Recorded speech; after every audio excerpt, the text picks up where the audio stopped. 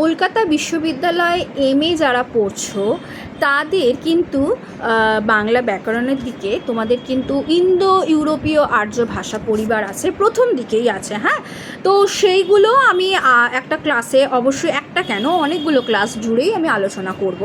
তারপরে কিন্তু তোমাদের আছে শৈলী বিজ্ঞান, ভাষার বৈচিত্র্য এবং সমাজ ভাষা বিজ্ঞান। এই যে পোর্শনটা, এই পোর্শনটা কিন্তু খুব খুব ইম্পর্ট্যান্ট এবং এই পোর্শনটা কিন্তু বুঝতেও হবে। সমাজ ভাষা বিজ্ঞান নিয়ে আমি আলোচনা করেছি, দুটো পর্বে ক্লাস আছে, তোমরা অবশ্যই ক্লাসগুলো করে নিও। আজকে আমি আলোচনা করব শৈলী বিজ্ঞান নিয়ে। শৈলী বিজ্ঞান জিনিসটা কি? আচ্ছা, তোমাদের আমি বলেছিলাম শৈলী জিনিসটা কি। শৈলী হলো, বলিনি এর আগে, শৈলী মানে হলো আমাদের স্টাইল। শৈলী বলতে আমাদের স্টাইলকে বোঝায়। আমাদের কি স্টাইল? আমাদের কি মানে জেস্চারকে বোঝায় আমাদের স্টাইল। অবশ্যই সেখানে স্টাইল আছে আমাদের। ধরো আমাদের কথা বলা স্টাইল, আমাদের বসার স্টাইল, আমাদের ধরো অনেক কিছু, জামা কাপড় পরা স্টাইল প্রত্যেকের আলাদা। কেউ দেশি পছন্দ করে, কেউ ওয়েস্টার্ন পছন্দ করে, এগুলো স্টাইল। সব থেকে বড় কথা আমাদের জীবনযাপনের যে স্টাইল, জীবনযাপন প্রণালীর যে লাইফস্টাইল, তাই তো? এটা হলো বৃহৎ ক্ষেত্রে। লাইফস্টাইলটা কার উপর ডিপেন্ড করছে? লাইফস্টাইলটা ডিপেন্ড করছে আমাদের পোশাক, 1 নম্বর পোশাক, আমাদের কথা বলা অর্থাৎ আমাদের বাচন ভঙ্গি। আচ্ছা, আমাদের লাইফস্টাইল, আমাদের কিন্তু খাওয়া দাওয়াও তার সাথে যুক্ত। আচ্ছা, এবার আমাদের প্রত্যেক দিনের রুটিন ওয়াইজ কাজকর্ম, যেটা লাইফস্টাইলকে চেঞ্জ করে, তাই তো? আচ্ছা, এবার দেখো তার সাথে কিন্তু আমাদের কালচার যুক্ত, আমাদের সংস্কৃতি যুক্ত, তাই তো? সেটা এক ধরনের লাইফস্টাইল, অবশ্যই লাইফস্টাইলের সঙ্গে যুক্ত। কালচারকে বাদ দিয়ে কখনো কোনো লাইফস্টাইল কিন্তু হতে পারে না। এবার দেখো, আমি যে তোমাদের 2 নম্বরে বলেছিলাম মানে কথা বলার বাচন ভঙ্গি, যেটা হলো স্টাইল, সেটা হচ্ছে এইখানের মুখ্য বিষয়। কারণ ভাষা সম্পর্কে জানতে গেলে আমাদের সমাজ ভাষা যেমন আমরা জানবো, সমাজ ভাষাটা কি। প্রথমে আমাদের ভাষা, তোমাদের আমি যখন সমাজ ভাষা পড়াই বলেছিলাম ভাষা কি, ভাষা বিষয়টা কি।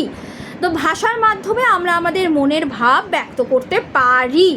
এবার সেটা আমার থ্রোয়িং, ভাষার থ্রোয়িংটা আলাদা হতে পারে, সেটা সমাজ ভাষার বিজ্ঞানের ধারণায় আমাদের নিয়ে যায়। সোশিয়াল ইন্টেলেক্ট, তাই তো? সোশ্যাল ইন্টেলেক্টে আমাদের বা ডাইলেক্টে আমাদের নিয়ে যায়। সোশ্যাল ইন্টেলেক্ট বলতে ইন্টেলেকচুয়ালিটি থেকে আসছে, আর ভাষা বিজ্ঞান সোশ্যাল ডাইলেক্টে আমাদের নিয়ে যাচ্ছে। কোনটা নিয়ে যাচ্ছে? বিভিন্ন মানে অবস্থানের মানুষের সাথে কথা বলা, এইগুলো হচ্ছে সমাজ ভাষা বিজ্ঞানের মধ্যে পড়ছে। পরিবার থেকে যখন বেরিয়ে আমরা সমাজে বেরোচ্ছি, বাইরে পরিচিতিকরণ ঘটছে। এবার আসছে আমাদের শৈলী। শৈলীটা কি? শৈলী ভীষণ ভীষণ ইম্পর্টেন্ট ভাষার ক্ষেত্রে। যখন আমরা ভাষা প্রয়োগ করি তখন আমরা আমাদের বাচনভঙ্গি কীভাবে আমরা বাচনভঙ্গিতে, কোন ভঙ্গিতে কথা বলছি, সেটা কিন্তু লক্ষ্য করার বিষয়। কেউ ধরো একজন আঞ্চলিক, মানে আঞ্চলিক বলতে এখানে ধরো উপভাষাভাষীর মানুষ আছে, তারা ধরো বঙ্গালী উপভাষায় সে কথা বলছে, সেটা কিন্তু শৈলী বিজ্ঞানের মধ্যেই পড়ে। তার ভাষার থ্রোয়িং কিন্তু আলাদা, অবশ্যই তার কথা বলার ভঙ্গি কিন্তু আলাদা। আমি তোমাদের সাথে কথা বলছি আমার নিজস্ব স্টাইলে কথা বলছি, পড়াচ্ছি নিজস্ব স্টাইলে, কিন্তু তোমরা যারা কথা বলবে তোমাদের নিজস্ব স্টাইল আছে, ব্যক্তিগত স্টাইল, বলার স্টাইল, ভাষা প্রয়োগের স্টাইল। এইটাই হচ্ছে শৈলী বিজ্ঞান, যেটা জানতে হবে। বিজ্ঞান অর্থে বিশেষ জ্ঞান, আর শৈলী অর্থে এখানে কিন্তু স্টাইলকে বোঝাচ্ছে।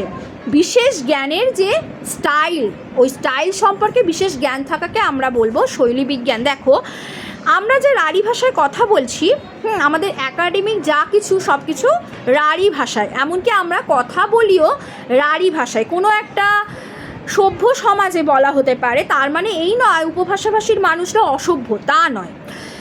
কোনো একটা সেমিনার, আমি বলেছিলাম কোনো একটা আলোচনা সভা, সেখানে কিন্তু রাঢ়ী ভাষায় প্রযোজ্য, ঠিক আছে? এবার যারা ধরো উপভাষাভাষীর মানুষ, তারাও কিন্তু রাঢ়ী ভাষাতেই কথা বলে, কারণ রাঢ়ী ভাষাকেই সর্বজনগ্রাহ্য করা হয়েছে। এবার দেখো, ইংরাজি স্টাইল কথাটার বাংলা করা যেতে পারে শৈলী, এখানে শুরু হচ্ছে। তবে স্টাইল কথাটার অর্থ যেহেতু অনেক বাংলায় যারা স্টাইলের আলোচনা করেছেন তারাও এইসব নানান অর্থকে গ্রহণ করেছেন। স্টাইল অর্থে আমরা ইংরাজিতে স্টাইল বলে থাকি, আর বাংলায় তাকে আমরা কি বলি, শৈলী বিজ্ঞান। শৈলী সম্পর্কে বাঙালি বিদ্বান ব্যক্তিদের সংস্কার অনেক ক্ষেত্রেই বিদেশি সংস্কারগুলোরই না অনুবাদ মাত্র। এবার দেখো, যারা ইংলিশে কথা বলে, কথায় ইংলিশে কথা বলে, তাদের যে থ্রোয়িংটা অনুবাদ বলা হচ্ছে। কাদের না, ইংরেজদের অনুবাদ। তারা ইংলিশ ছাড়া তো কথা বলে না। এবার আমরা যারা মাতৃভাষার মানুষ, তারা তো মাতৃভাষাতেই কথা বলবো। আমি যেটা বলছিলাম প্রথমটা, আঞ্চলিক উপভাষাভাষী, সেটা কিন্তু সমাজ ভাষার ধারণা অনেকটা নিয়ে যায়। রাঢ়ী ভাষা, বঙ্গালী ভাষা, বরেন্দ্রী, ঝাড়খণ্ডী, কামরূপী বা রাজবংশী, এই যে 5টা উপভাষা, সেটা সমাজ ভাষা বিজ্ঞানে নিয়ে যায় অনেকটা, সবটাই প্রায়।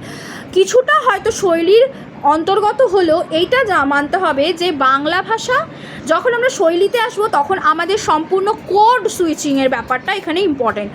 বাংলায় আমি কথা বলছি, আবার ইংরাজিতে কথা আলাদা, আবার হিন্দিতে কথা আলাদা। আমরা যখন ইংরাজিতে কথা বলবো, আমার থ্রোয়িংটা ইংরাজিতে, সম্পূর্ণ আমি তোমাদের বোঝাচ্ছি ধরো ইংলিশে, তখন কিন্তু সেটা শৈলী বিজ্ঞানের মধ্যে পড়ছে। আবার শুধুমাত্র আমার মাতৃভাষা বাংলায় যখন আমি তোমাদের সাথে কথা বলছি, আমার ভাষার যে থ্রোয়িংটা, সেই থ্রোয়িংটা আমার কিন্তু যেমন বাচন ভঙ্গিটা, অবশ্যই আমার শৈলীটা, যেমন ভাষার প্রয়োগটা, মানে আমি কোন ভাষা প্রয়োগ করছি, সেটাও শৈলীর কিন্তু গুরুত্বপূর্ণ অঙ্গ বা অংশ।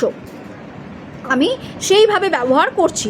এবার যখন আমি ইংরাজি ব্যবহার করব, তখন বলা হবে আমি মানে ইংরাজি ভাষা থেকে অনুবাদ, মানে ইংরাজি ভাষাকে আমি অনুকরণ করছি, তাই তো? আচ্ছা, বাঙালি বিদ্বান ব্যক্তিদের সংস্কার অনেক ক্ষেত্রেই বিদেশি সংস্কারগুলিরই অনুবাদ মাত্র। যাদের এই বিদেশি সংস্কার যেগুলো আছে, সেগুলোকে অনুবাদ করেছে। যেমন দেখো, সাধারণভাবে শৈলী সম্পর্কিত ধারণা 2টো ভাগ আছে। প্রথমত হচ্ছে ভালো মন্দ। দেখো, আমার কথাবার্তার ভালো মন্দ আছে। ইংরাজিতে যে বোঝাবে বা যে কোনো একটা ধরো স্পিচ দেবে, তার ভালো মন্দ অবশ্যই আছে। সুন্দর অসুন্দর, কতটা আমি গুছিয়ে বলতে পারছি, আমার স্টাইলটা কেমন, আমি বোঝাতে পারছি কি না তোমাদের, আমার স্টাইলটা কেমন, ঠিক আছে?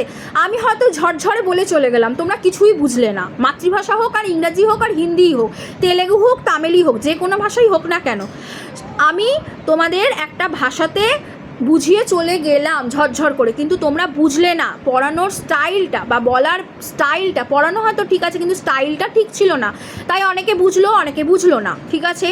সেটাই হচ্ছে ভালো মন্দর দিক আছে, সুন্দর অসুন্দরের দিক আছে সংক্রান্ত ধারণা, এবং দ্বিতীয়ত এর স্পষ্ট বিবরণযোগ্য প্রকৃতি সম্বন্ধে ধারণা। আমি যে তোমাদের শৈলীটা বোঝাচ্ছি, শৈলী বিজ্ঞানটা কি, আমি প্রথম থেকে তোমাদের ধারণাটা দিচ্ছি।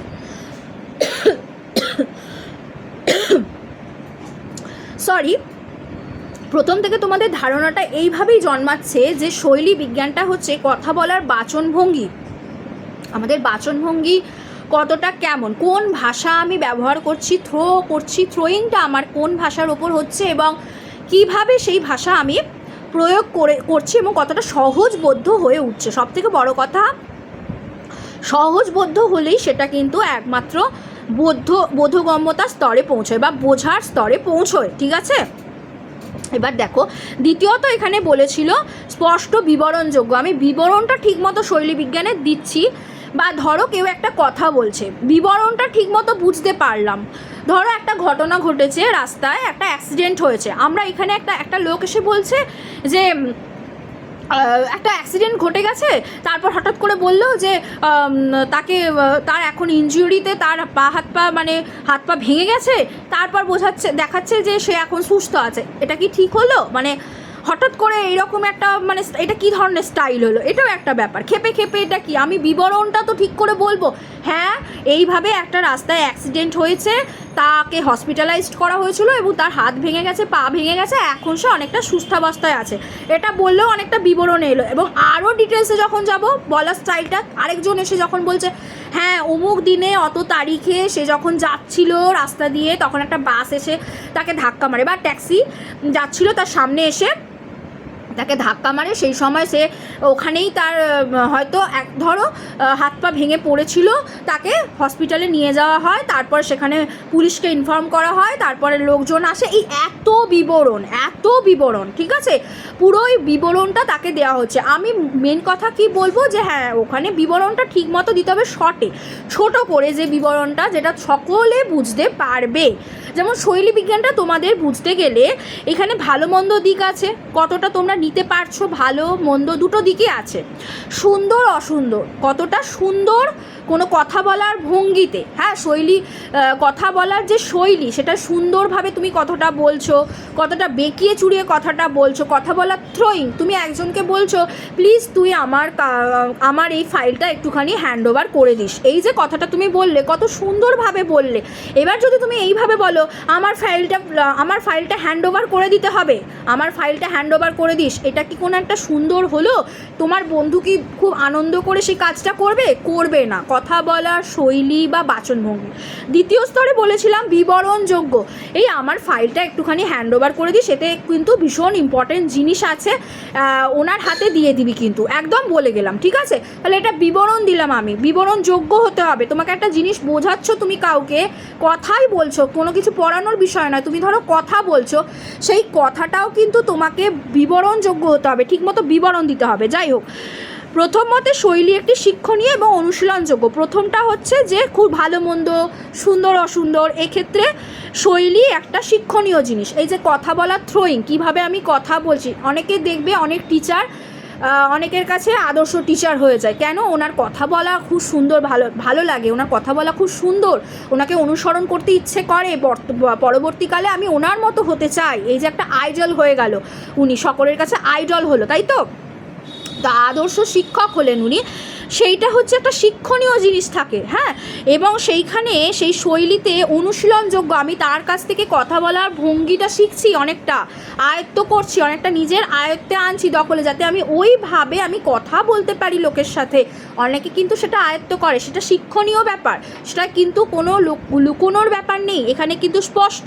প্রথম মতে শৈলী একটা শিক্ষণীয় এবং অনুশীলনযোগ্য বিষয়, অনুশীলন করতে হবে। তুমি কি একদিনেই সেই ওনার ধাঁচে চলে যেতে পারবে না, ওনাকে অনুসরণ করতে হবে, ওনার আদব কায়দা মতো তুমি যদি তাকে নিজস্বতা দিয়ে তুমি যদি সেটাকে অনুধাবন করতে পারো, তুমি পড়তে পারো ওনার মতো আমি হতে চাই, ওনার কি সুন্দর কথাবার্তা, ওইভাবে আমি কথা বলতে চাই, সেটা অবশ্যই শিক্ষণীয়, অবশ্যই অনুশীলন করছো তুমি ওনাকে, তাই তো পড়া সব কিছু। একজন শিক্ষককে দিয়ে আমি বোঝালাম তার লেখকের ব্যক্তিত্বের সাবলীল ও স্বতঃস্ফূর্ত ভাষাগত বিকিরণ নয়। বলছে প্রথম মতে শৈলী যখন শিক্ষণীয় ও অনুশীলনযোগ্য বিষয়, তার লেখকের ব্যক্তিত্বের সাবলীল ও স্বতঃস্ফূর্ত ভাষাগত বিকিরণ নয়।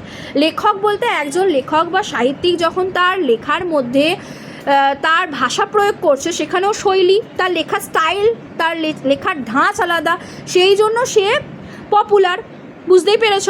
তো সেক্ষেত্রে তার যে ব্যক্তিত্বের সাবলীলতা, সে ওই রকমই, এখান থেকে তাকে চেনা যায়। একজন লেখক যখন লিখছে, তার লেখার ধাঁচের ওপর তার নিজের প্রকৃতি, তার নিজের বৈশিষ্ট্য নির্ভর করছে সে কেমন।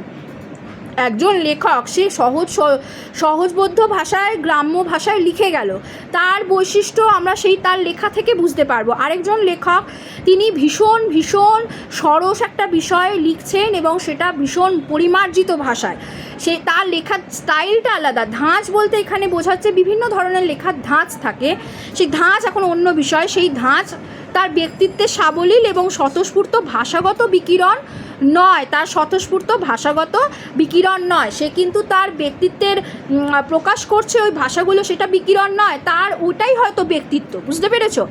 এক্ষেত্রে রচনাকে রচয়িতার জ্ঞাপনের মাধ্যম হিসেবে গ্রহণ করা হয়। রচয়িতার জ্ঞাপন, সে নিজেকে চেনাচ্ছে, এই রচনা থেকে আমরা, তার লেখা থেকে বা তার রচনা থেকে আমরা তার সম্পর্কে জানতে পারছি যে ব্যক্তিটি কেমন হতে পারেন, যিনি লিখেছেন তিনি কেমন। আচ্ছা, শৈলী বিচারের ক্ষেত্রে এরা উপযোগবাদী বলেই বিষয় জ্ঞাপনে স্বচ্ছতা এদের কাছে সৌন্দর্যের সমার্থক। দেখো একটা কথা বলি, শৈলী বিচারের ক্ষেত্রে কিন্তু আমি একটা তোমাদের বলে রাখি, এখানে শৈলীর ব্যাপারে জানতে গেলে তোমাদের কিন্তু শুধু দুটো ধারণা নিতে হবে। একটা হচ্ছে তোমাদের প্রথমত জানতে হবে যে শৈলীর ভালো মন্দের দিকটা, সুন্দর অসুন্দরের দিকটা, বাচনভঙ্গির ব্যাপারটা কিভাবে প্রয়োগ করবে, আর দ্বিতীয়ত হচ্ছে বিবরণযোগ্য হচ্ছে কি না। এই দুটো হলো প্রধান বা মুখ্য বিষয়, এটা তোমাদের জানতে হবে। দ্বিতীয়ত পয়েন্ট হচ্ছে তোমাদের শৈলী, প্রথম শৈলী বলতে যেটা তোমাদের বলা হয়েছে ভালো মন্দ আর সুন্দর অসুন্দরের দিক, সেখানে কিন্তু অবশ্যই সেটা অনুশীলনযোগ্য এবং শিক্ষণীয় হতে হবে, এইটা হচ্ছে সব থেকে বড় কথা। আর দ্বিতীয়ত যেটা ছিল সেটা হচ্ছে হ্যাঁ, দ্বিতীয়ত হচ্ছে তোমাদের অনুশীলন, প্রথমের দিকটা হলো শৈলী বিচারের ক্ষেত্রে, হ্যাঁ এটা বললাম তোমাদের, অ্যারিস্টটলের অলঙ্কার শাস্ত্রের কথাটা তোমাদের বুঝতে হবে। দ্বিতীয়ত তোমাদের বিবরণযোগ্য যেটা বলেছে সেটার ক্ষেত্রেও কিন্তু তোমাদের বিবরণ দিতে হবে, তোমাদের কিন্তু এক্সপ্লেন করতে হবে যে তুমি কি বলতে চাইছো, সেই সময়ও কিন্তু তোমাকে শৈলীটাকে বা ভাষাগত শৈলী মেনটেন করতে হবে। আচ্ছা, এবার দেখো শৈলী বিচারের ক্ষেত্রে যেটা সৌন্দর্যের সমার্থক কোনটা, যেটা হচ্ছে লেখক যে লিখছেন তার যে ভাষাগত শৈলী, তিনি যেভাবে প্রয়োগ করছেন, তার লেখার যে ধাঁচ, তাতে ওনার সৌন্দর্য প্রকাশ পাচ্ছে। কিসের সৌন্দর্য? লেখার সৌন্দর্যের সাথে সাথে উনি নিজে কতটা শৌখিন, তিনি নিজে কেমন ব্যক্তি, তার ভেতরে সৌন্দর্য প্রকাশ পাচ্ছে। বুঝতে পেরেছো? একটা ব্যক্তিকে আমরা চিনছি তার লেখার মাধ্যমে, তার লেখার শৈলীর মাধ্যমে। এবার দেখো অ্যারিস্টটলের অলঙ্কার শাস্ত্রের ভিত্তি স্টাইলের ভালো মন্দের ধারণা, আবার ভারতবর্ষের ভামহ প্রমুখ শাস্ত্রীরা কাব্য রচনার দোষ ও গুণেরই তালিকা তৈরি করেছিলেন। আমাদের যে অ্যারিস্টটল আছেন, অ্যারিস্টটল কিন্তু অলঙ্কার শাস্ত্রের প্রণেতা। যাই হোক, অলঙ্কার শাস্ত্রের ভিত্তি স্টাইল, উনি যে প্রণেতা ঠিক বলবো না, তিনি অলঙ্কার শাস্ত্র নিয়ে লিখে গেছেন। তো অলঙ্কার শাস্ত্র কি? অলঙ্কার হচ্ছে আমাদের ভাষায় যে অলঙ্কার ব্যবহার করে থাকি, আমাদের ছন্দ, অলঙ্কার, এই যে অলঙ্কার তোমরা নিশ্চয়ই জানো, রূপক অলঙ্কার কি, সমাশক্তি অলঙ্কার, এই যে অলঙ্কার যখন তোমরা যদি পড়তে চাও, অলঙ্কারের যদি একটা ক্লাস চাও আমি অবশ্যই দেব, কিন্তু অলঙ্কার জিনিসটা আলাদা। ধরো রূপক অলঙ্কার, রূপক জিনিসটা কি, যখন আমরা ধরো বললাম যে হীরের সাথে যখন কয়লার সাথে হীরেকে তখন তুলনা করা হচ্ছে, ধরো মুখের সাথে চাঁদকে চাঁদের সাথে মুখকে তুলনা করা হচ্ছে, রূপক অলঙ্কার রূপ প্রতিরূপ হচ্ছে। যেমন ধরো নদীরূপ জীবন, জীবনরূপ নদী, এই যে করা হয়ে থাকে, নদীর সাথেই তুলনা করা হয় জীবনকে, নদীরূপ জীবন, তাহলে রূপ কথাটা আসছে মানে রূপক, তাই তো?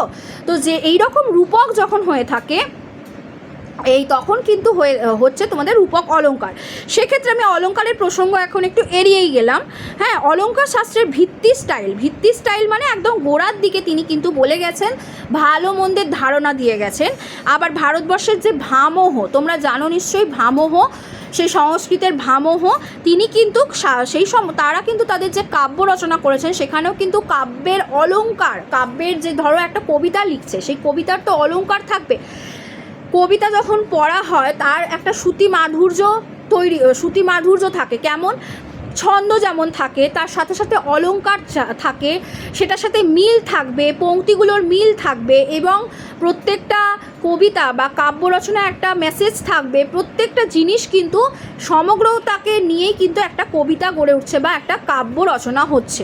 তো সেক্ষেত্রে সেখানে দোষ আর গুণের একটা তালিকা তৈরি করেছিলেন, যে কবিতা রচনা করতে গেলে তাতে কি কি দোষ থাকলে কবিতা রচনা হবে না, কি কি গুণ থাকলে কবিতা রচনা হবে, ঠিক আছে? এইগুলোর দিকে লক্ষ্য রাখা দরকার। যাই হোক, এবার আমি তোমাদের একটা কথা বলি, দেখো হ্যাঁ, শৈলীগত আদর্শের ধারণাটি একটা বিশেষ সামাজিক রাষ্ট্রনৈতিক অবস্থায় তৈরি হয়। এই ব্যাপারটা খুব ইম্পর্টেন্ট।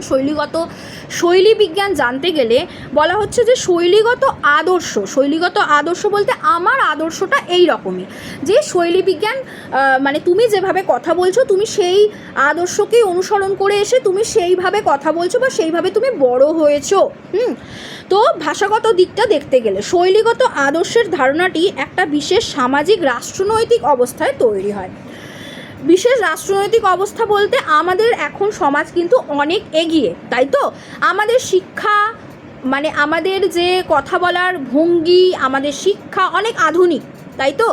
সেটা একটা রাষ্ট্র ব্যবস্থার উপর নির্ভর করছে। আমাদের রাষ্ট্র অনেক উন্নত এখন কিন্তু নয়। আমরা এখানে ইংরাজিতে কথা কনভারসেশন ইংরাজিতে করি, অনেক ইংরাজি শব্দ আমরা প্রয়োগ করে থাকি, তাই তো? তো বাংলা আর ইংরাজি মিশ্রিত করেই আমরা কথা বলি। এবার আমাদের যে শৈলী, কথা বলার যে স্টাইল, আমরা যে ধরো কোনো একটা কর্মক্ষেত্রে আমরা যখন ইংরাজি কমিউনিকেশনের মাধ্যম হয়ে উঠেছে ইংরাজি ভাষা, তাই তো? তো সেক্ষেত্রেও কিন্তু আমাদের অবশ্যই রাষ্ট্রনৈতিক অবস্থা এখানে কিন্তু দায়ী। রাষ্ট্রনৈতিক অবস্থা তৈরি হয়েছে, রাষ্ট্রটা এমনই একটা কর্পোরেট সেক্টরে গেলেই কিন্তু তোমাকে ইংরাজি ভাষা জানতে হবে। একটা প্রাইভেট ইংলিশ মিডিয়ামে পড়াতে গেলেও কিন্তু ইংরাজি ভাষায় তুখর হতে হবে। কথা বলার স্টাইলের ওপর, তোমার নিজস্ব বাচনভঙ্গির ওপর অনেক কিছু নির্ভর করছে এবং এর প্রয়োগেও একটা থাকে একটি সুনির্দিষ্ট এলাকা। তোমার একটা নির্দিষ্ট এলাকা তৈরি হচ্ছে, তোমার একটা দুনিয়া তৈরি হচ্ছে।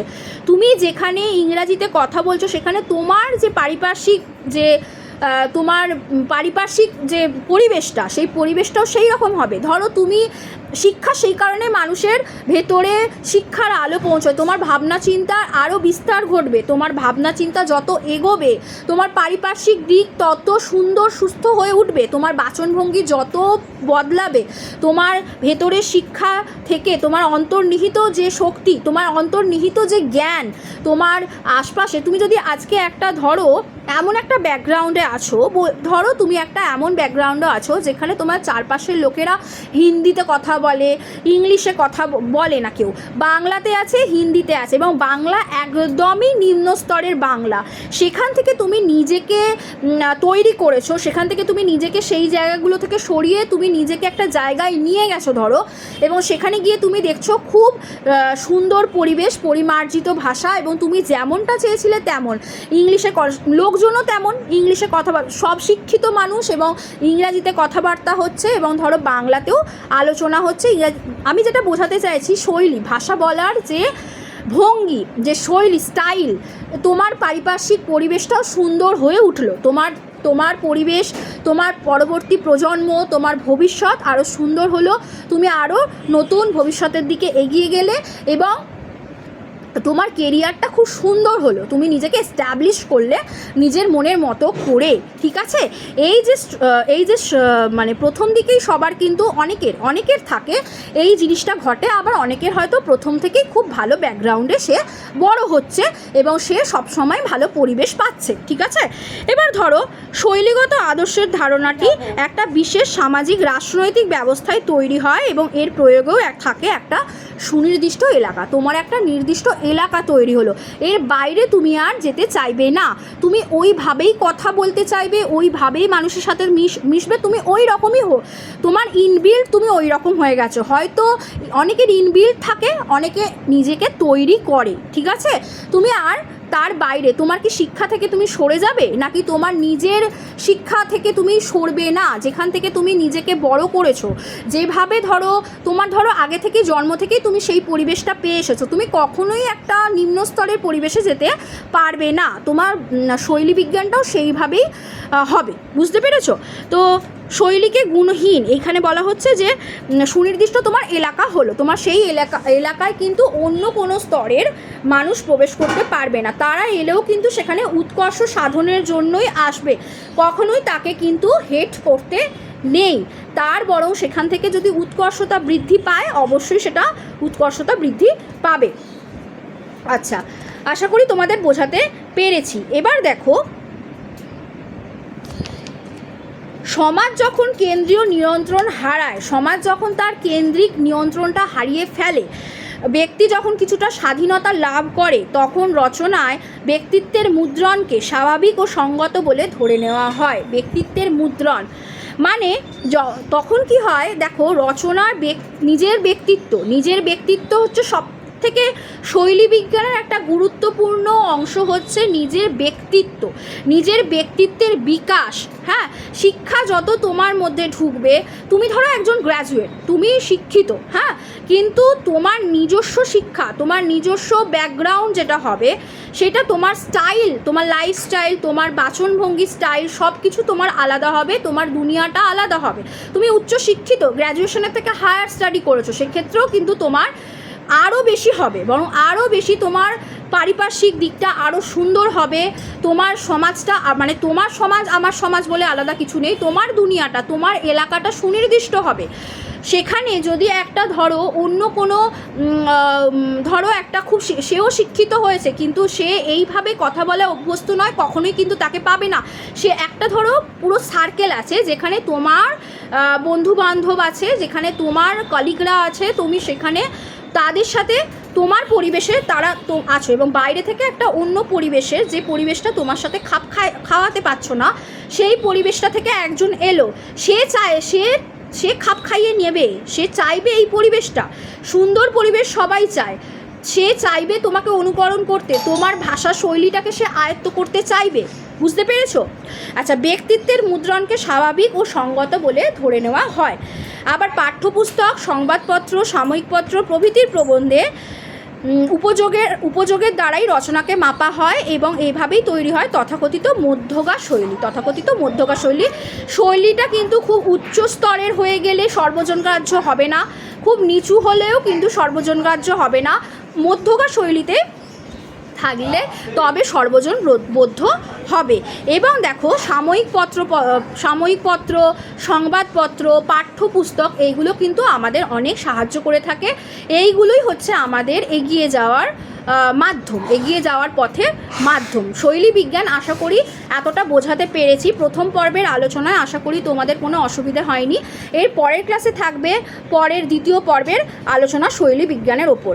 পরপর ক্লাসগুলো তোমরা সাবস্ক্রাইব করে অ্যাটেন্ড করো। Thank you students, thank you so much.